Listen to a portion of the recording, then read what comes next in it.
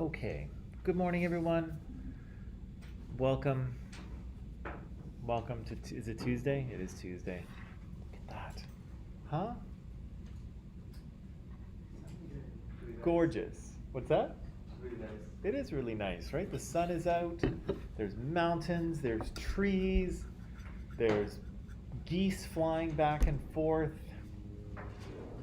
There's a large construction site, but just look past that to the beauty of the natural world.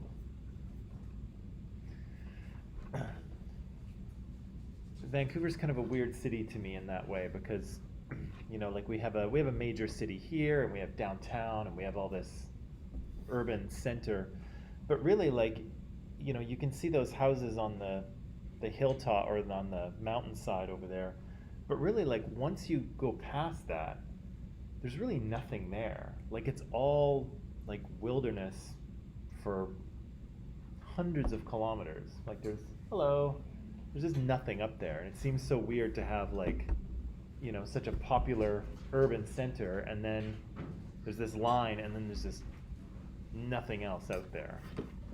Just trees and mountains and bears and whatever else. Yeah, it's kind of cool. Kind of cool.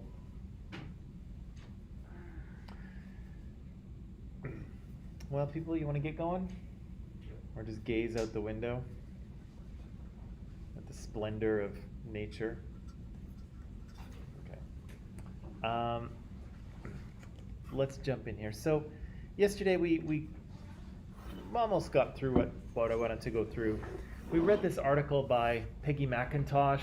I know it was it's a bit of a tricky read, I know, but that's okay. Sometimes we can stretch ourselves a little bit, and again, we'll get what we need to out of this.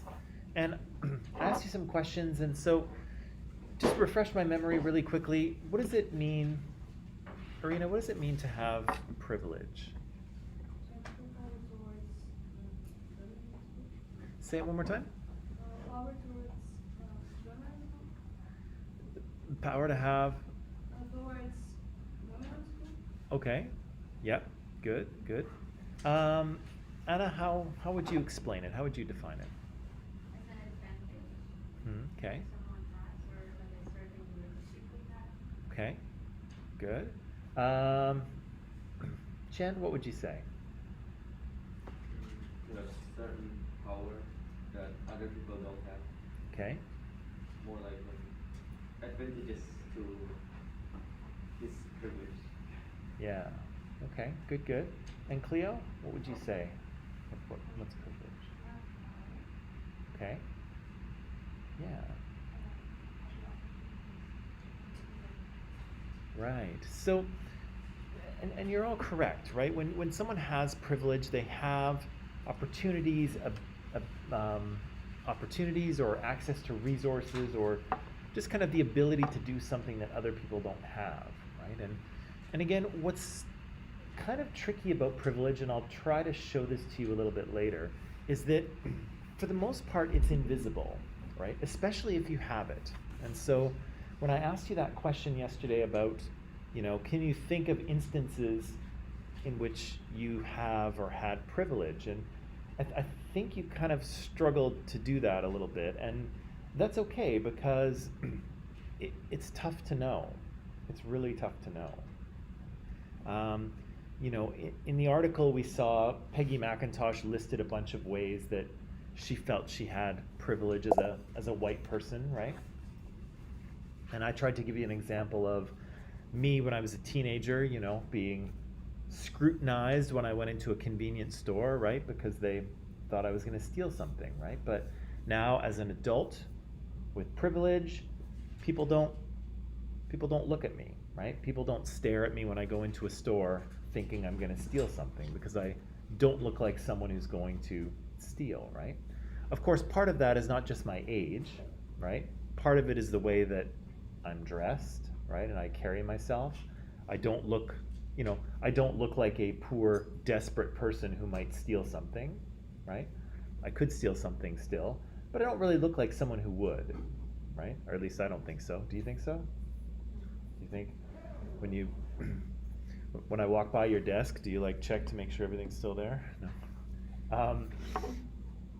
Yeah, so part of that is age, part of that is kind of socioeconomic class, right? I'm kind of dressed nicely enough that people wouldn't see me as someone who might steal something, right?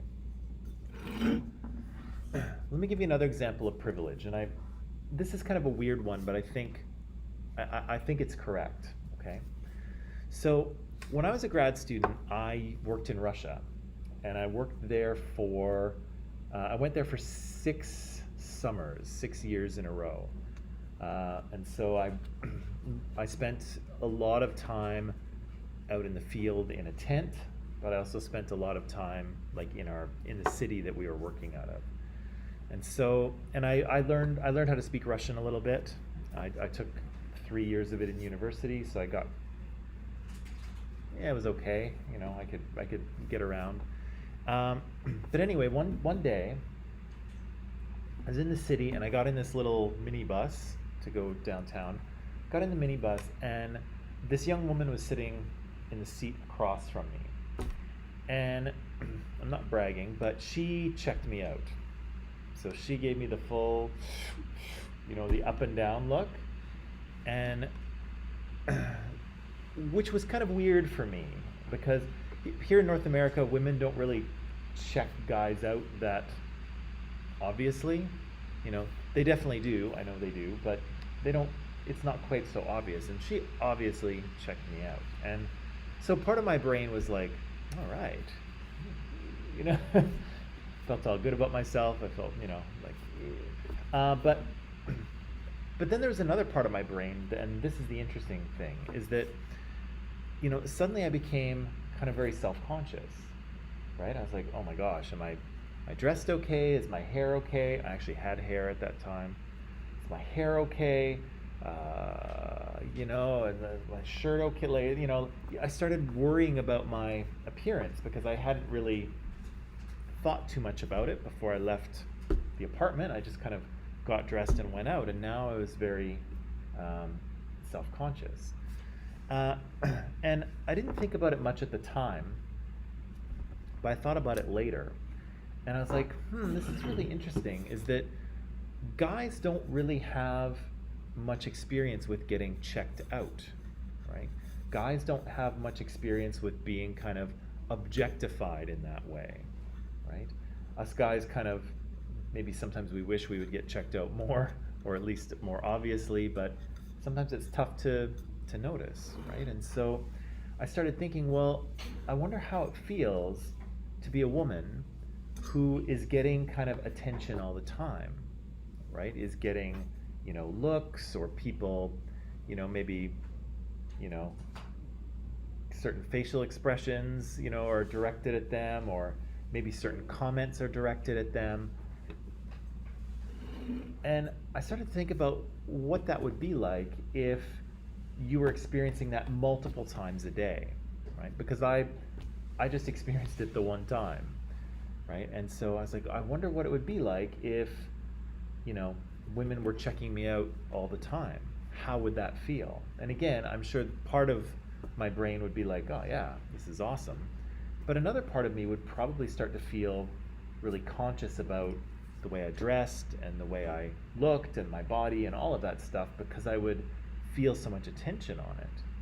And then I kind of started to wonder, well, I was kind of pumped about the checkout because she's a pretty young woman, right? Like she was really, really attractive.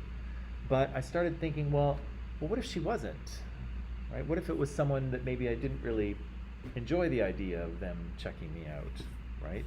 Or what if it was, a guy checking me out, right? Although officially I would be flattered, but still.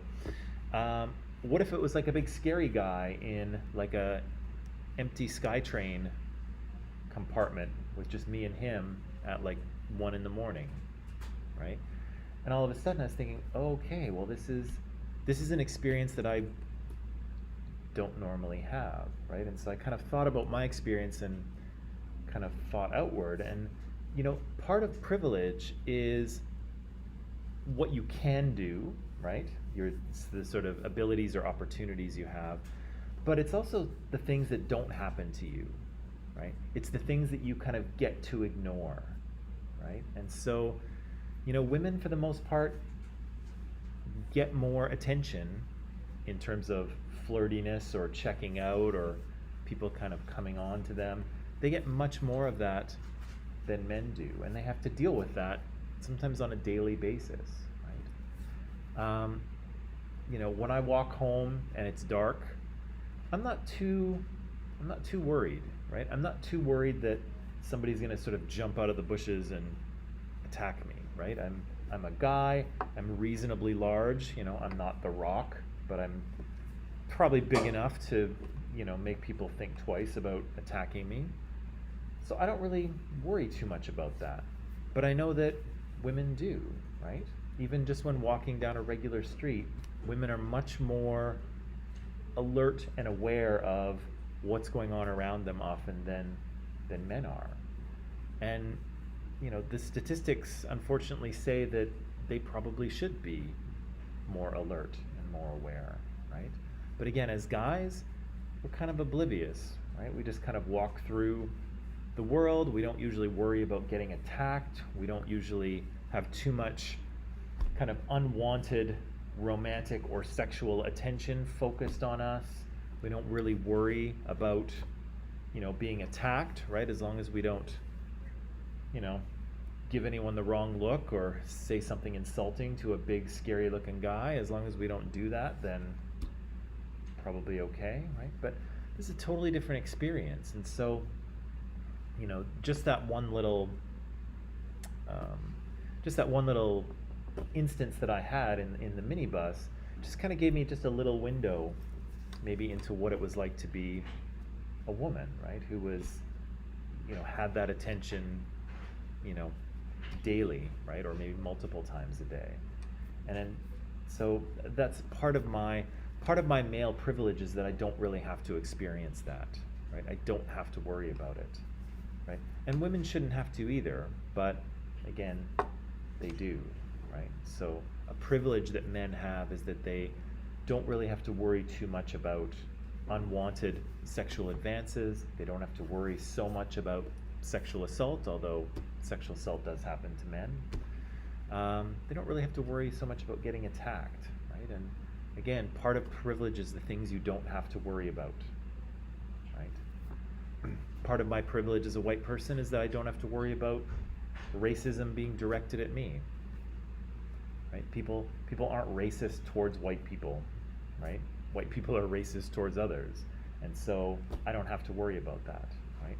I can choose to worry about it, right? I can choose to say, yes, racism is a problem here in Canada, and we need to fix it, but I don't have to worry about it happening to me, because it's not going to, right? So, again, part of privilege is what you can do, part of privilege is what you don't have to experience, right? What you can safely ignore.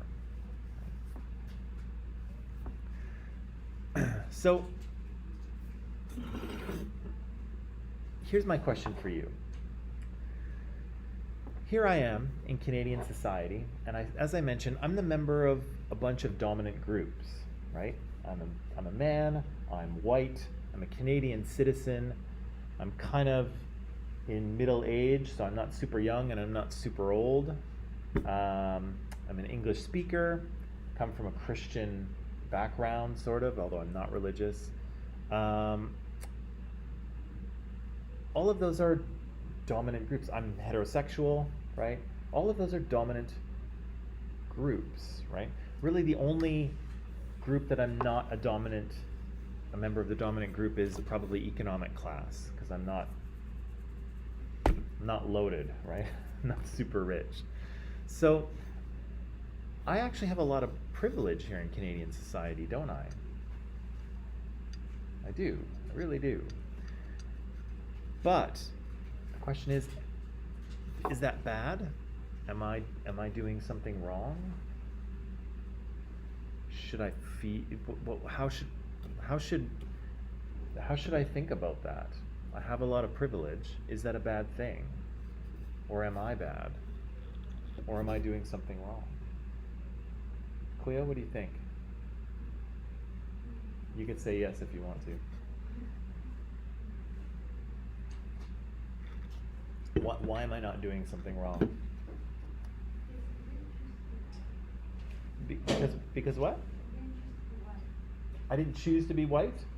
That's true, right? So basically, yeah, pretty much all of the group memberships that I just mentioned, I didn't choose to be any of those things, right? Maybe religion is one that you can choose, but I didn't choose any of the others, right? So yeah, I'm white and that's not my fault. Right? Chen, what do you think? Am I doing something wrong here? Is it okay? Is it not okay? I'm not sure what to say here. No, it's okay. It's a tough one. It's a tough one. I'll come back to you in a minute. Arena, what do you think? I think no, because if a white person is racist, for example, it's bad and then if a white person is not racist, it's okay. Right. So if I'm not sort of mistreating other people, right, then that's okay, more or less. David, what do you think? Am I doing something wrong? You can say yes, it's okay.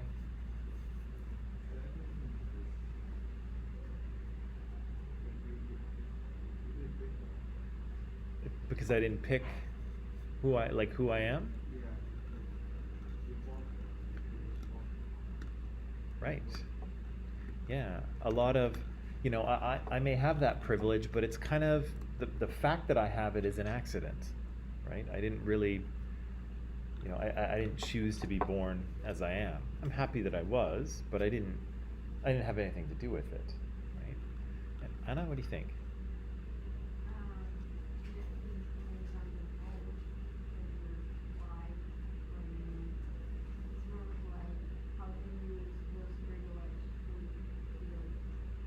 How do I use it to? Right. Right. So it's about how I kind of act with it, right? So well, I guess that's a good transition actually to the next question is that can this privilege be a good thing in any way? What do you think? Yeah? How so? Sorry, for instance, what? Okay. If you walk out of your house at 6 a.m., you don't have to worry about someone like going behind your back because you just know they're not going to do anything. Right. So having privilege can be an enjoyable thing, right?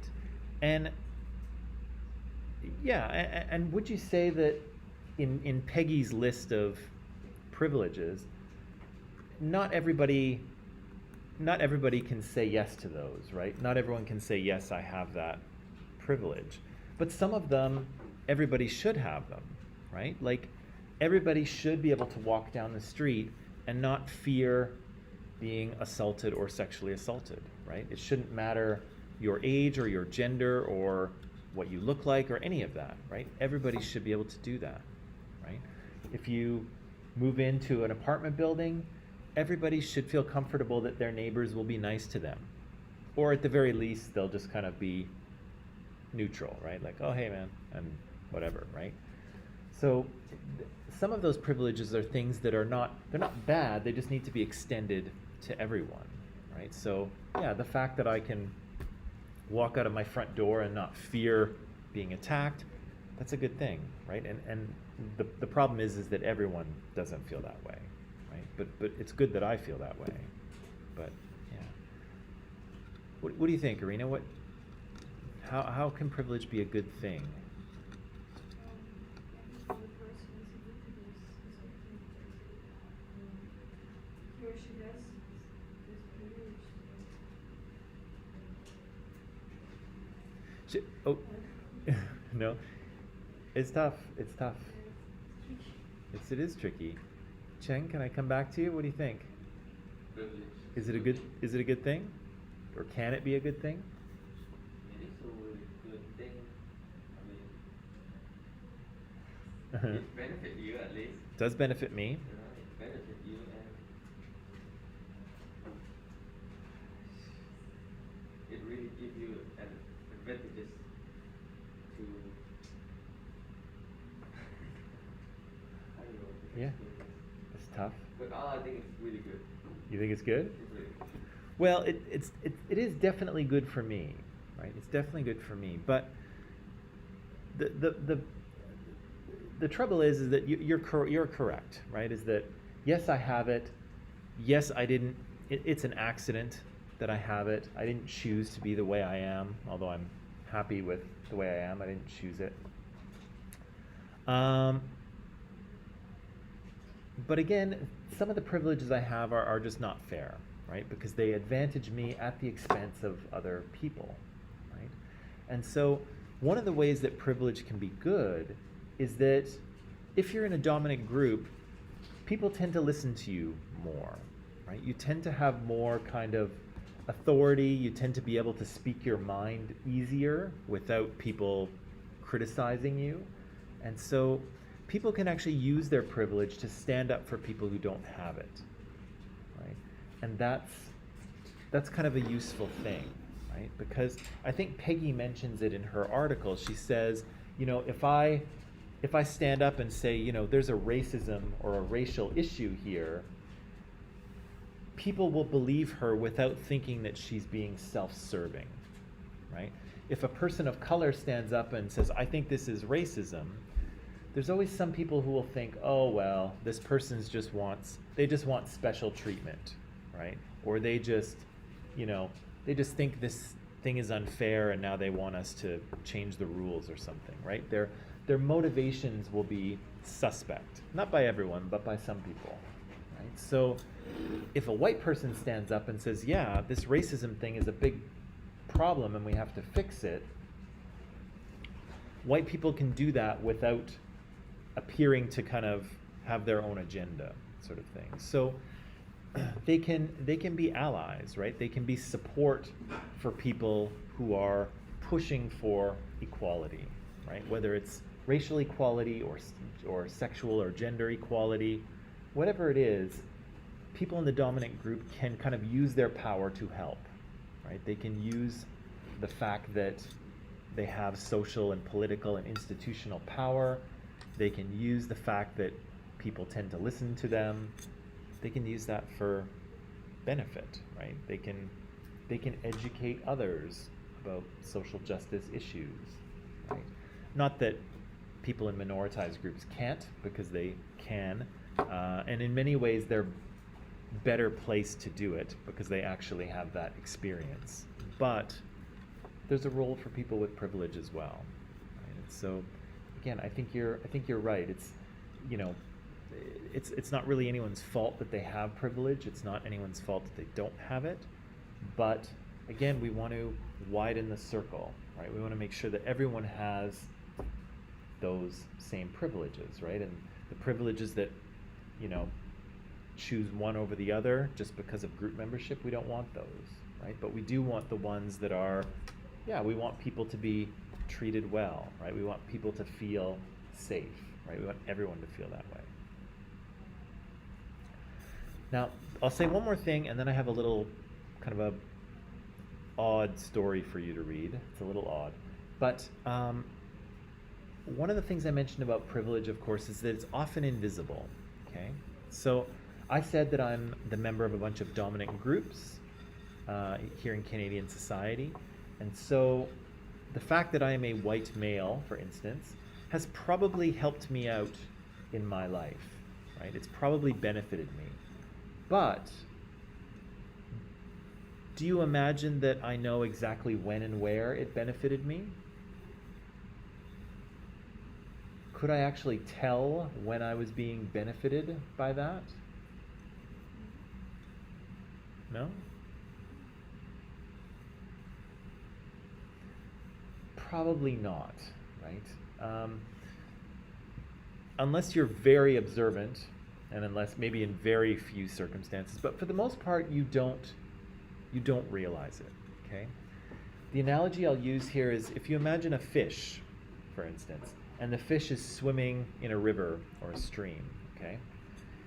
If the fish is swimming with the current, right, the current's going this way, if this fish is swimming with it, he doesn't really feel the water moving, right? He's just swimming, he's going where he needs to go, or she, could be a she-fish.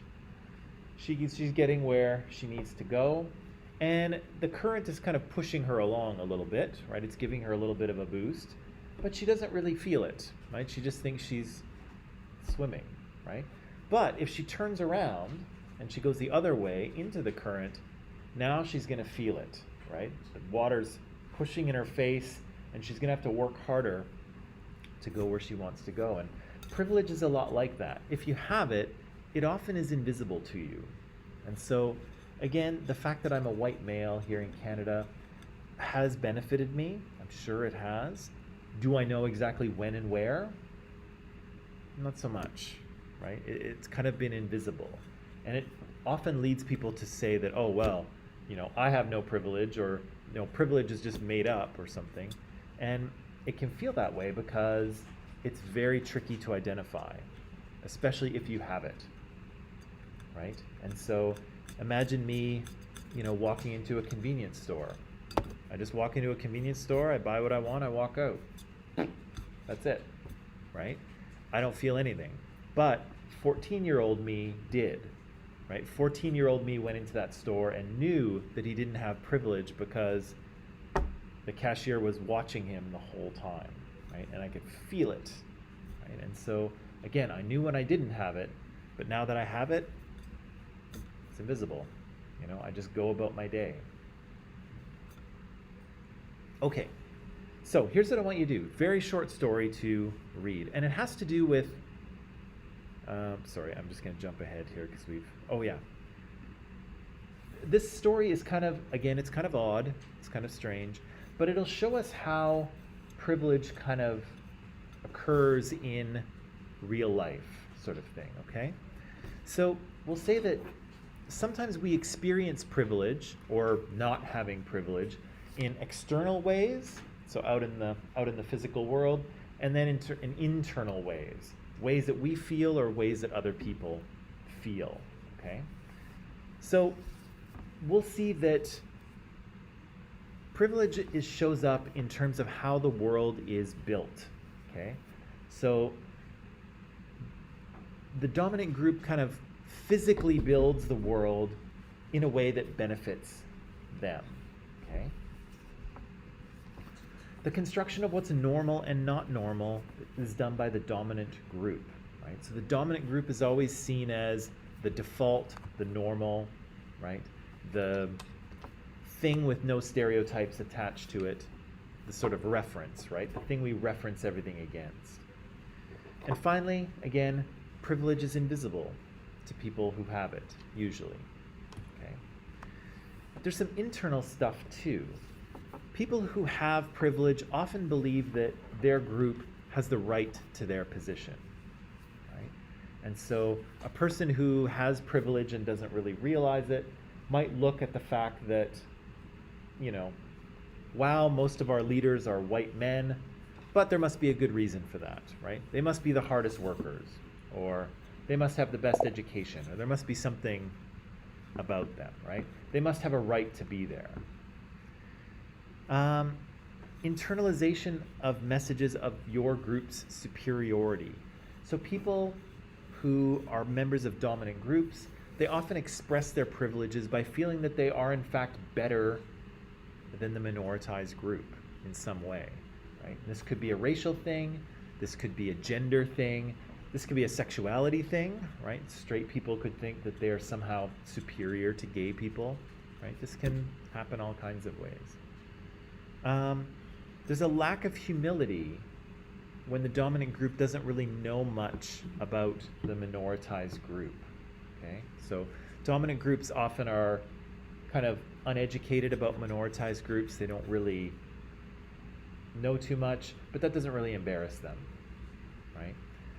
As a not a perfect example, but if you talk to Americans, Americans don't know anything about Canada. They barely know which direction we're in. They know nothing about us. Yeah, they're so America focused. They don't pay attention to us up here. Usually neighbors. Yeah, that's all they know. They're like, they think we're all up here, riding polar bears or something. I don't know. But that doesn't bother them, right? They're not really embarrassed by the fact that they don't know much about Canada. They're just like, "Pff, Canada," right? Does anyone watch John Oliver? HBO? He said he was doing a section of his show on Canada, and he introduced it. He said, Canada, it's basically 5 hockey arenas surrounded by bears. But anyway, so yeah, no really embarrassment about the fact that they don't really know much about the minoritized group. And again, privilege becomes invisible to them. They don't really see it. They don't really know that they're experiencing it or that they're kind of displaying it. Okay, so that brings us to our little story. Okay, and I didn't hand it out. I put it in Microsoft Teams, and it's in the reading section. I'm just going to open Teams here. There we go. Just going to open Teams, and of course it's in the social justice team. It's in files. And then I think it's in readings. Where is it here? Oh, that's history. Files, reading. Yeah, it's in readings, and it's called External and Internal Dimensions of Privilege. That's what it's called. And so I just want you to read this. It's a very short story. It's just a page or so. I apologize for the kind of choppiness of how it is. I took it from a book and I couldn't photocopy it very well. So read it, and then I've got a few questions for you. Identify the external expressions of privilege, the internal ones, and maybe just choose one. One of the things that happens in the story, can you kind of translate it into real life? Okay? Would we see a similar situation with, like kind of a racism context or a sexism context or a religious oppression context? Can you kind of take an imaginary situation and imagine it in the real world? Okay? All right. Let's read, and then we'll talk about these things.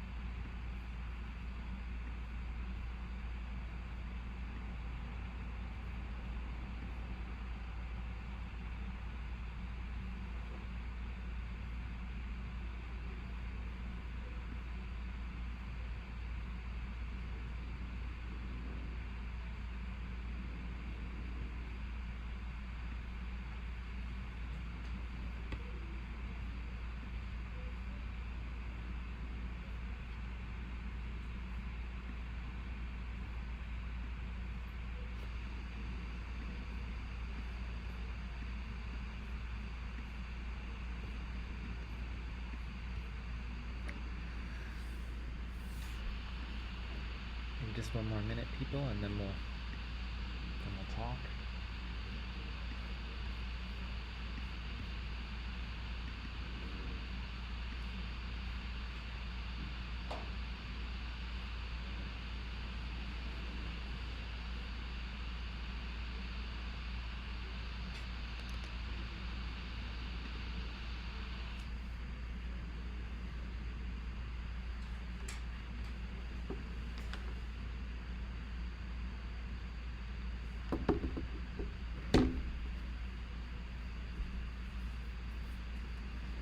Okay, so kind of a slightly odd story, right? People with three eyes. How bizarre is that? Um, but it's very useful for us to kind of illustrate some of those ideas of privilege and how they kind of play out for people in real life. Okay, so again, we have the story here of a two-eyed person who kind of leaves their neighborhood of two-eyed people and heads into the city and starts interacting with three-eyed people, right? And again, it seems like she's never really seen or heard of three-eyed people before, which I guess is it's a bit of a plot hole. It seems strange that she never would have heard of them, but anyway. She goes in and has a bunch of experiences, right? At a diner where she has lunch, at a sunglass store, kind of out in the street, and then at a play that she goes to, right? So, what are some of the external or structural dimensions of privilege we see happening in the story? And I'll go back here just to kind of help you. How do we see elements of the dominant group being kind of played out in the physical world?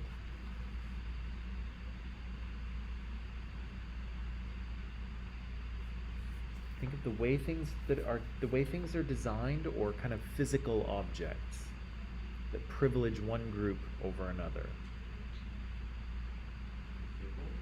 The what?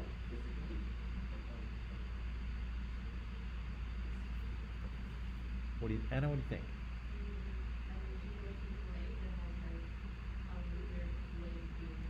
Yeah.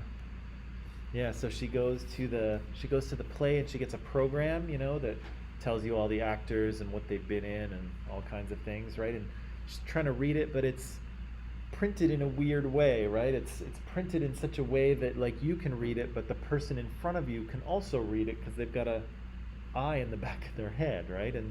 But of course she's trying to figure out how this thing works, right? Because it's not made for her, right? It's made for three-eyed people. Other things. Cleo, what do you think?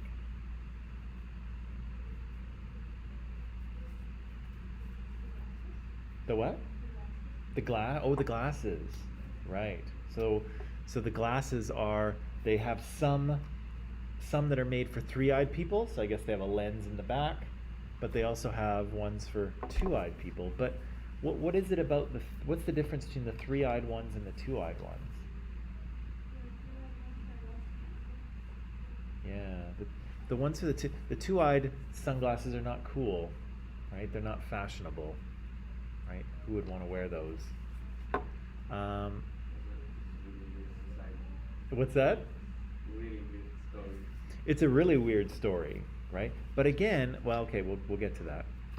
I'm gonna press pause. I almost said something, but I want to save it. What are other physical things in this world that are kind of show the dominant position of the three-eyed people? Definitely the program at the play. Definitely the sunglasses. What else? The what? The menu? Oh, at the diner, right? Because it's on the wall, but it's written behind her head, right? And so, of course, everyone else can see it, but she has to turn around, right? Interesting. Very true. What else? The what? The drama? Oh, yeah. That.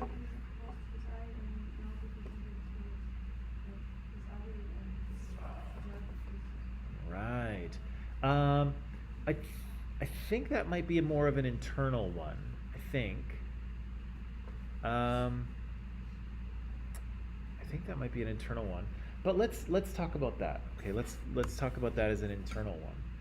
So how does that fit? We've got a play about a young man, you know, handsome, young, promising young man, but then in a freak accident loses his third eye, right? And what's the kind of storyline of the play about? What is it? What's his story now? This young man. He's too light and he's basically in the minority. Yeah, well, yeah, he has two eyes now. He's in a minority. What's the kind of feeling of the play, though?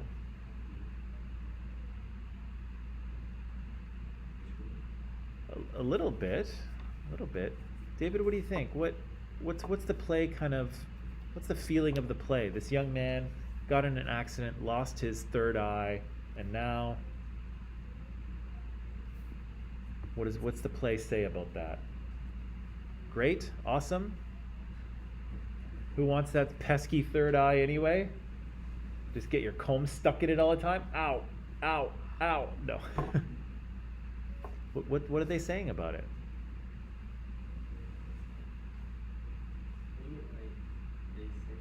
In the play, what's the play about? He loses his third eye, and then Basically everyone discriminating. Behind his back. yeah, they're Avoiding him. calling him what? Avoiding him. Well, yeah, right. The play is kind of saying, well, this is tragic, right? What a tragic life. How will he go on with only two eyes, right? Is life even worth living with two eyes? Ugh, right? He's injured, he's ugly, his life is wasted. Ugh, right?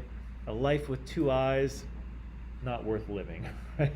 And of course, we're all saying, what are you talking about, right? Of course it is, right? Life with two eyes is just fine. Even life with one eye is probably great, right? But yeah, the feeling of this play is actually, no, his life is wasted without that third eye, right?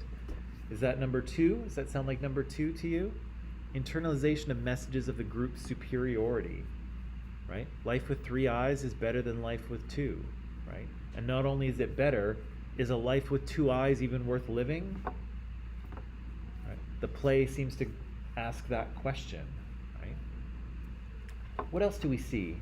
Elements of privilege in this story. External or internal? I'll take either one.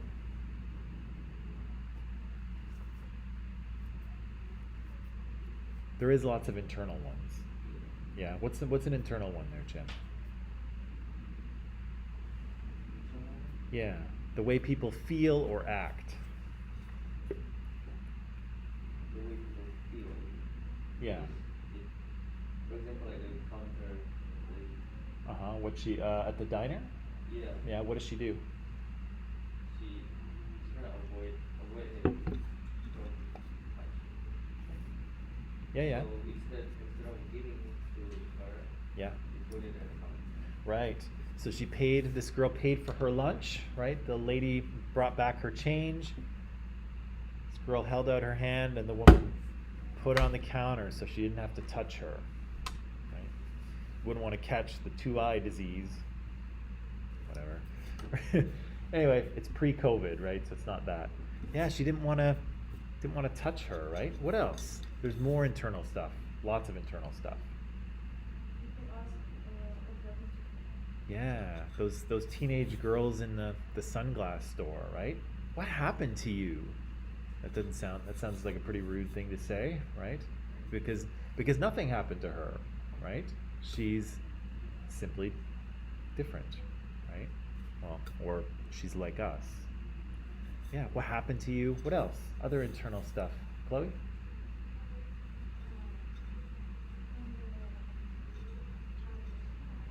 Oh yeah.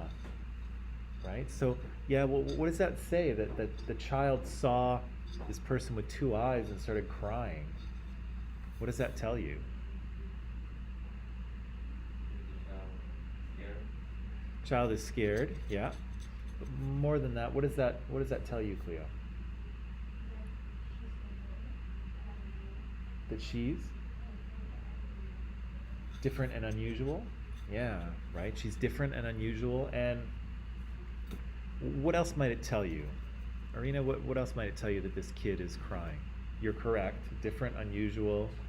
Kid is scared. Maybe his parents are talking that to other people are abnormal. Yeah, this kid. Yeah, this kid has clearly absorbed the idea that people with two eyes are abnormal or strange or scary, right? Or maybe this kid's never even seen a person with two eyes, right? And what does that tell you about this society, right? Are they well integrated? No, right? This is a segregated society, right? What else? Other internal or external, whatever you think. Anna, do you have another one? Well, like, there's some people is not like you, like, and they were like, if she was sick or something. Okay, they were sorry. They were how? They were really enough her to help because she was sick and could not sleep because she was not well. Right. So there was people who were rude, right, in terms of, what happened to you. And then there's people that are kind of like overly kind of patronizing, right? They're kind of overly nice, right? They're treating her as if she like can't make decisions or just navigate the world on her own, right? And so, well, there's the doctor. Which one were you thinking of? Were you thinking of the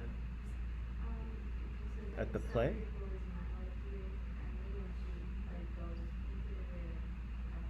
Oh, right. Yeah, they kind of give you this poor thing is in here, right? And it's kind of like they're looking down on her, right? They're kind of like, oh, she's less than us, right?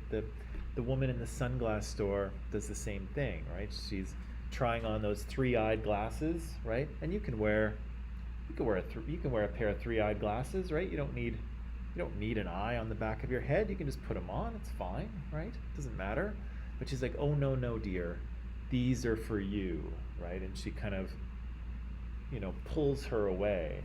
And again, she's trying to be nice, but really, she's kind of steering her away from what she wants because she thinks she knows better, right? And again, there's nothing wrong with our character here, right? She just has two eyes. She's a perfectly intelligent, normal person, right? But she gets treated as if she's,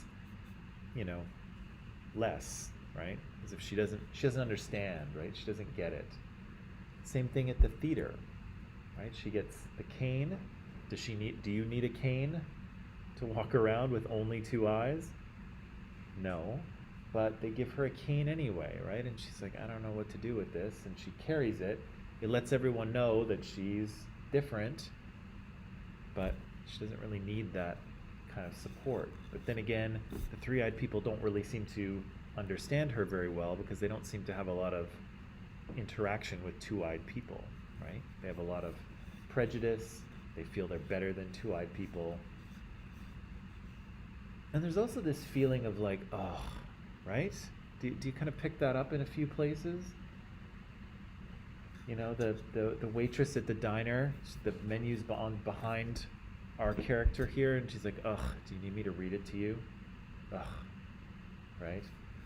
Ugh, what was she even doing in here anyway, right? Trying to read the program at the play. Do you need help?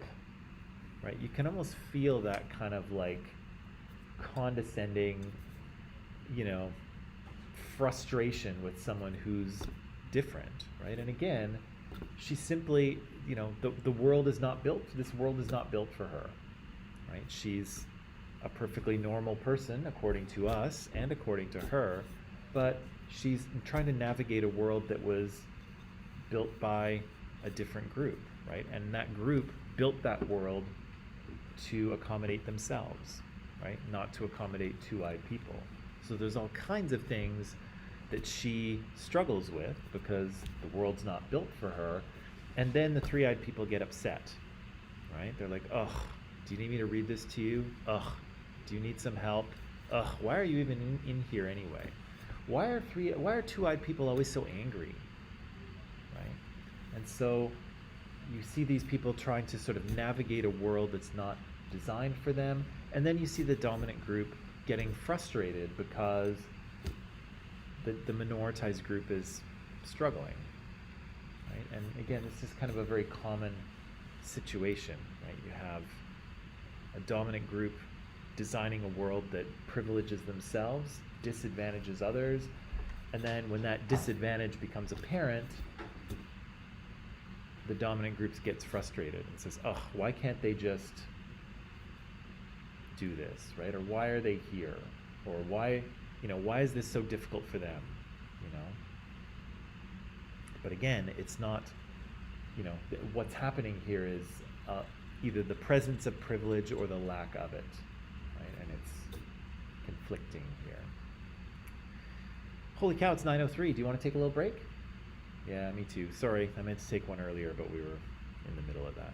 So let's take a break, come back, and we'll tie up the loose ends on this weird little story, okay?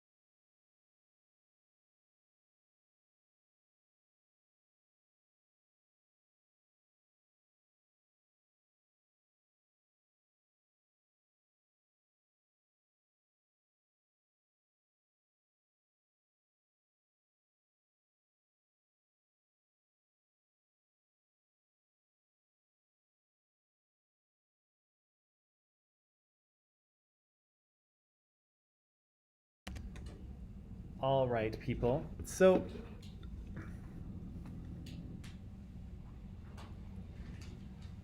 I know this privilege thing is a little bit weird, um, but is it kind of starting to make sense a little bit how privilege kind of works in regular life, right? And we can, again, in this story, we can see it, particularly in some of the attitudes of the characters, right?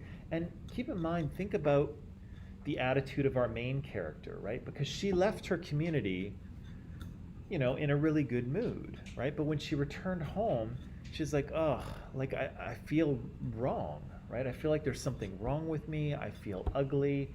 Everyone kind of rejected me. And, just purely on the fact that she has two eyes, right? It didn't have anything to do with what she said or what she did, right? She had a pretty standard day, right? She went and got something to eat. She did a little shopping. She went to a play and she went home, right? But in coming home, she's kind of experienced all of this, the expression of, the dominant group, right? And that made her feel less than normal, right? Another good example of privilege that might help us out here is to think about, and we'll talk about this tomorrow, is to think about ability, okay? So one of the social groups that we often forget about is people with disabilities, right? And they're actually a pretty large group in society, especially if you include not only people with physical disabilities, but people with mental disabilities, right? If you include all of those people, that's a big group of people. And again, think about this. So all of you came to school this morning. Well, some of you came to school this morning.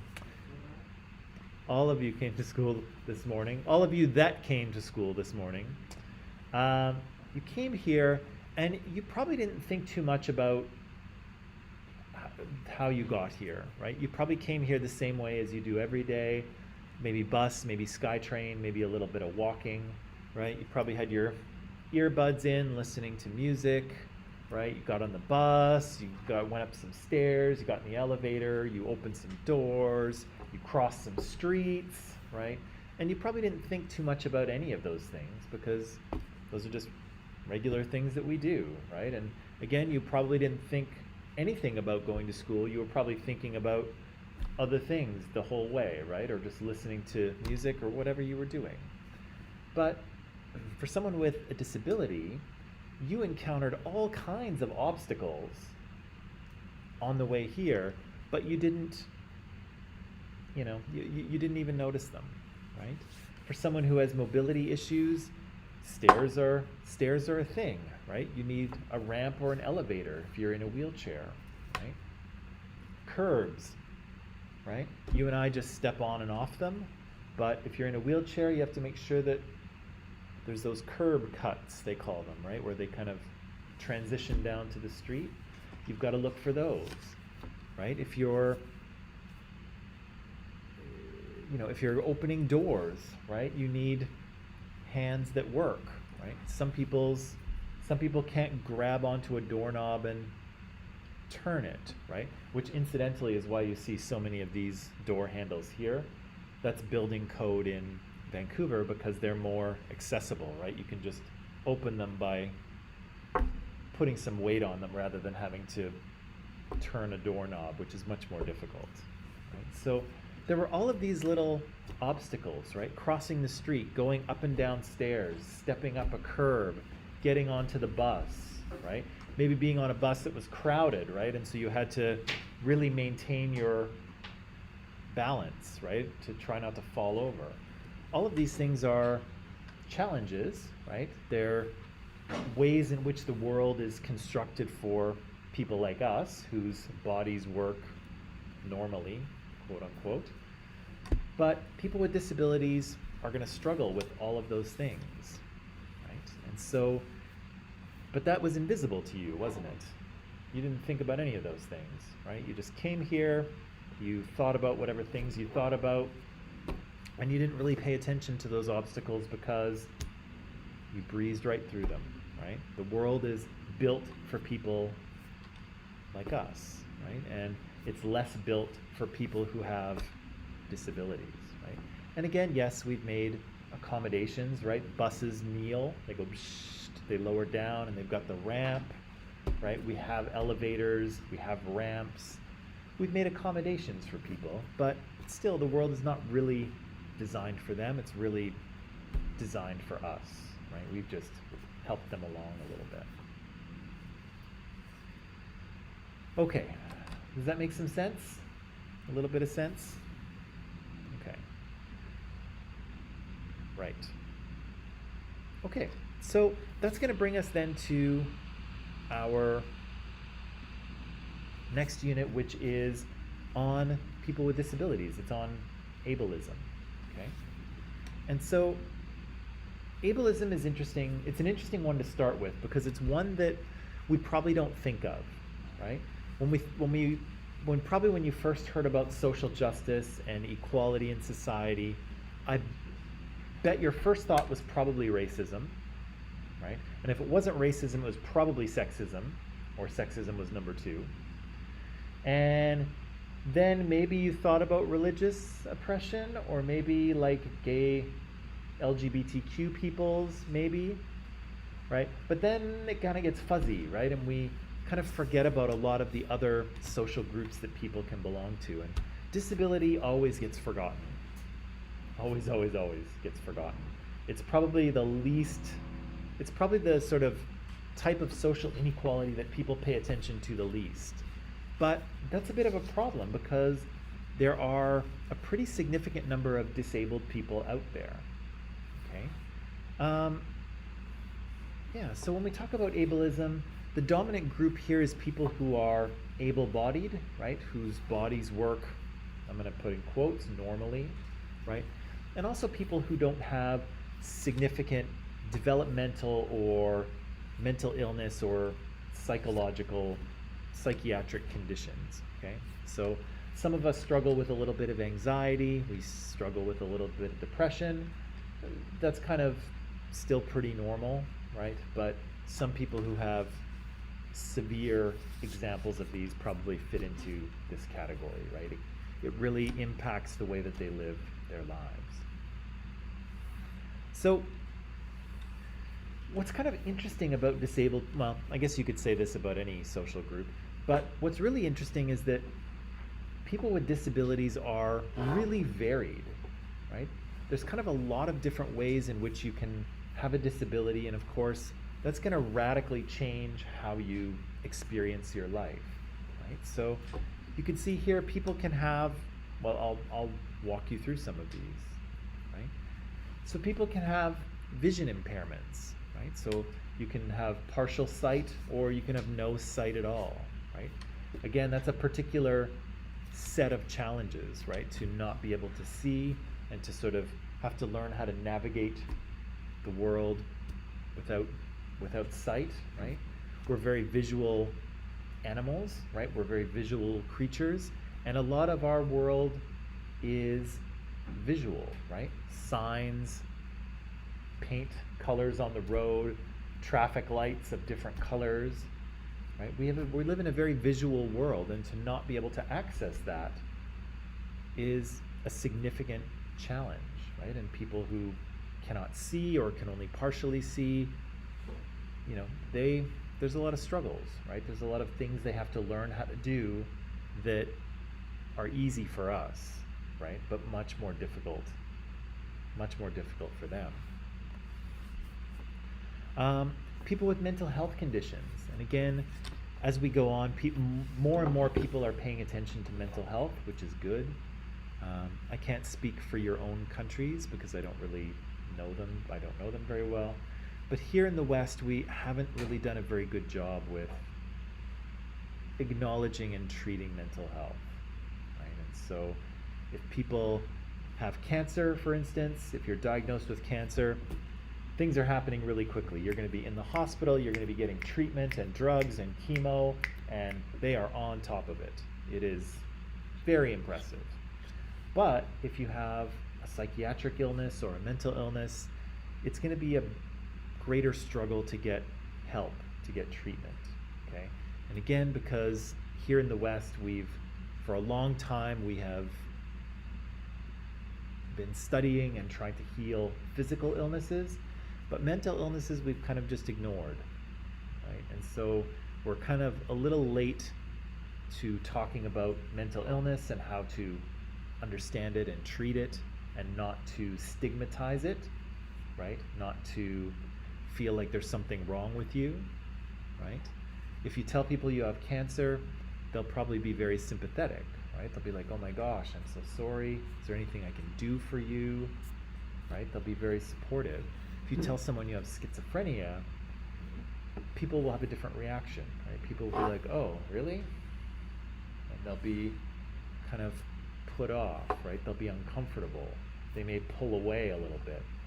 And again, because we've, in the West here, we've come to see physical illness as kind of something that happens outside of your control, and we see mental illness as something like a personal failing, right? Like you're not strong enough, right? Or you need to, you know, somehow you're weak if you have a mental illness, right? And again, we're getting over that, right? We're getting to the point where we see these things differently, but people with mental illnesses have been underserved, undertreated, right? And again, you can imagine, you know, if someone has schizophrenia, or if they're bipolar, or if they have severe depression or severe anxiety, or maybe some sort of really severe phobia, that's going to really impact how you live your life, right? And you're going to experience challenges because of it, especially because our support for mental health issues in Canada and the US is pretty so-so at the moment. Pretty so-so. Some people have intellectual or acquired brain injury disabilities, right? So people may be born with certain genetic conditions, or fetal alcohol syndrome, where their mother drank while they were pregnant, and so it affected the development of this child's brain. There's lots of different things that fall into the category of intellectual disability. Acquired brain injury, if you injure your brain somehow, that's going to affect your life as well, right? You're going to struggle with things. Autism spectrum disorder. It seems that more and more, this is becoming more and more common, it seems, or at least more and more well known. Many kids being diagnosed with autism, right, where they have difficulty interpreting verbal and sometimes emotional cues, right? And autism is reasonably common at this point. Physical disability. Lots of ways in which people can be physically disabled, might be in a wheelchair, right? They might have the use of their arms and everything above their waist, or they might not, right? Some people don't have any, they only have the use of things above their neck, right? And so, as you can imagine, that's going to change your experience of the world, right? It's going to offer up a set of different challenges. And, you know, some of the stereotypes and prejudices that surround people with disabilities kind of depend on the disability itself. But often you'll see similar kind of behavior as we saw in our story with the three-eyed person. People were kind of treating the two-eyed person, our main character, they were kind of treating her as if she had a disability, right? There was something wrong with her, right?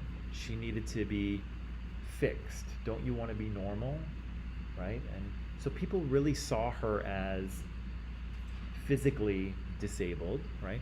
But some people also felt that might have made, they were almost acting as if she had some sort of mental disability or developmental disability as well, right?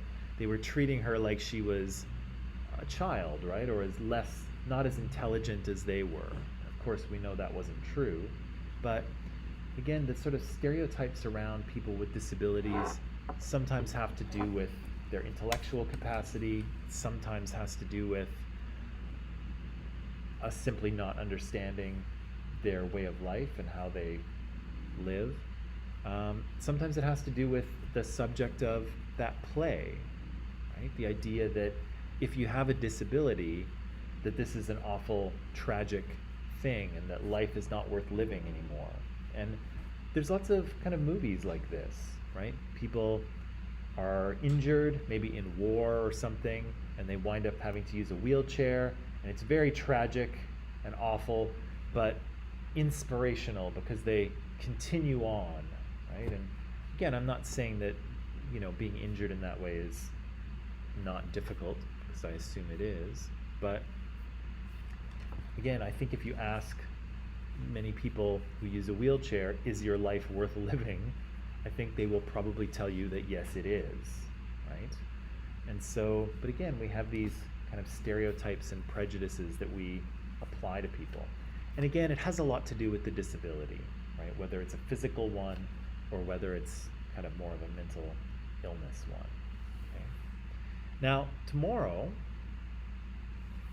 I have a short documentary for you to watch. And again, part of what's going on in here in this class is that I want to try to, you know, include the voices of people from minoritized groups. Because again, like I mentioned, I'm the member of a bunch of dominant groups, and so in some ways it's useful for me to be able to teach this class, but in some ways it's not, because I don't have the experience that some people in minoritized groups have. And so tomorrow I have a documentary for you in which we'll hear from someone who in fact does have a disability, and he'll talk a little bit about what his life is like, what his interaction with other people is like, and kind of what he thinks about the whole thing. So it'll be kind of an interesting, I think you'll probably find it to be an interesting little documentary. We'll meet this guy with a disability, and he'll kind of walk us through what that's like. Okay. But until then, I think that's all I have for you. So, do you have any questions you would like to ask? Things that you were confused about?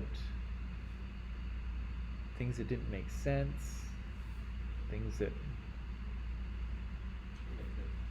It all makes sense? Okay. Nothing happened with that girl on the bus, by the way. She got off like 2 stops later, and that was it. Okay. Then that is all I will say for today. You can pack it up. I hope you have a nice afternoon. Come back tomorrow. We'll look into ableism. Okay? All right. Okay. See you tomorrow.